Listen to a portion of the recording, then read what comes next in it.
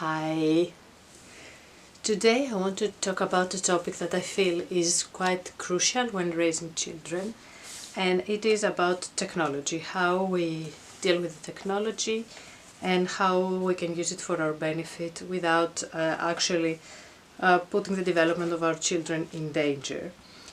And there's a lot to be said, especially from a specific perspective, the Waldorf perspective. And this is what I'm going to try and do with you today. And I'm thinking to maybe split it also in smaller videos because there is quite a lot to discuss. So I'd like to start with an introduction about what is it about Waldorf schools and the whole Waldorf perspective that makes the relationship with technology unique. So for those of you that are not familiar, the Waldorf pedagogy is part of Rudolf Steiner's huge variety of ideas and philosophies and this whole universe that he basically invented. And what Rudolf Steiner believed was actually that humans have a huge potential and that we are using a very small part of our intellect and of our brain, which has been also scientifically proven. And he was curious what would happen if through contact with nature, meditation, study, we could actually start using bigger parts of our brain and developing. So you have this really nice image going from monkey to human standing up, and then you have like all the chakras lighting up and this kind of idea. And then you also have that other visual of how from standing up we actually end up leaning more and more and slouching more and more over our devices, over our computers, over our laptops, and actually resembling more and more monkeys and chimpanzees in the way that our posture is. And this is of course a nice metaphor. It's not literal, but it is a nice metaphor to show where technology could take us if we don't use it properly or in a wise manner.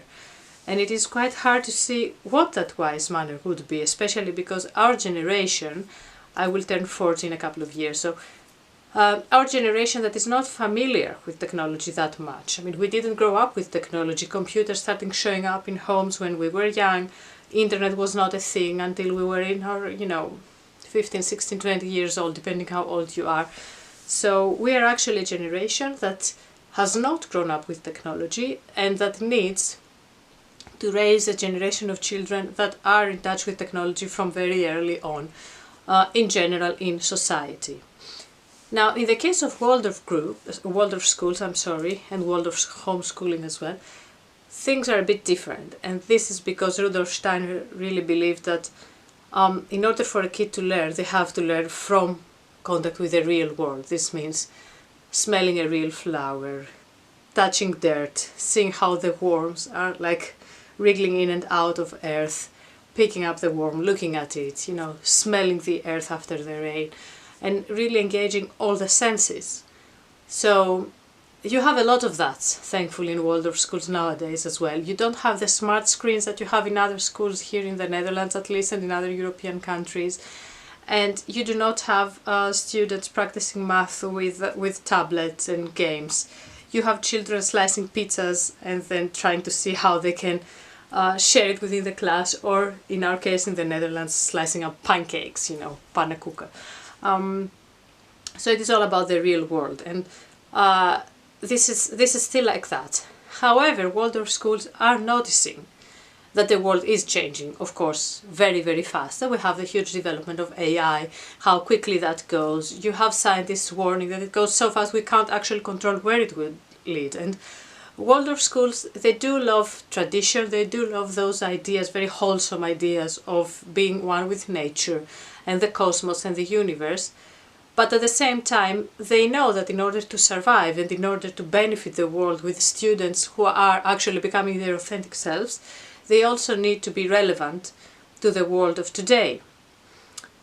But there is also another nice visual that was shown to us in a lecture we had in our Waldorf school here in Hillegom by a specialist called, I'm sorry, I will check the name again so I don't say it wrong, Freek Swanenberg. So Mr. Swanenberg came to our school, he gave a lecture about the topic I'm talking to you about, and he showed us a really nice visual of planet Earth, and then the Steiner visual of the cosmos, so it's planet Earth, and then you have all sorts of beings around, like the angels and archangels and deities and this kind of stuff.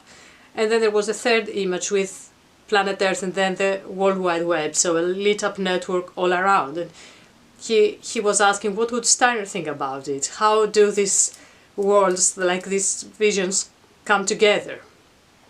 And I find it very interesting, though I don't believe that the Earth is surrounded by archangels. But I do believe that you do have this extra layer that we need to navigate nowadays. But to talk a bit more in this first part of the video about Steiner and his ideas, there was a quote that was also shown to us in this presentation, and I have shortened it because it's a bit too long.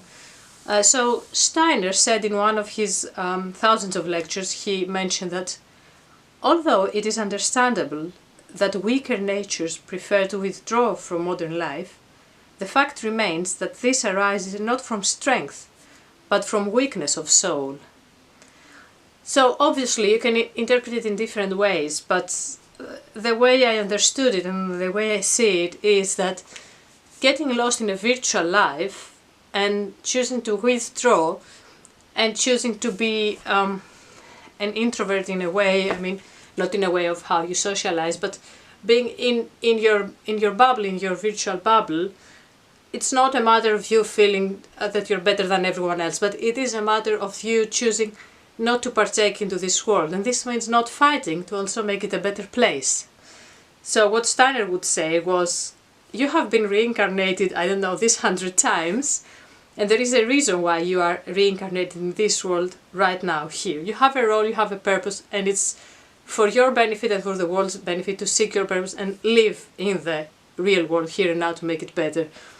Now, I know this might sound like very cuckoo to many of you, and I'm not into this whole reincarnation stuff, but I really like the idea. It comforts me, actually, to think that not everything is completely random, and even if it is, we are given a place in this world, and by choosing not to live it in the real life, we are missing huge opportunities to really experience the full, the full spectrum of the human existence and of the human soul and what humanity means.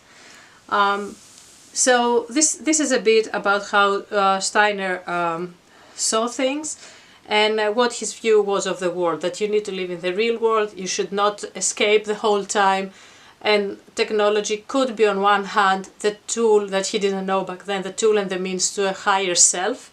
It could help us evolve if we learn from it, if we manage to use our intellect more and to stimulate our intellect, but it could also really make us be in a slumber the whole time and not live the real life.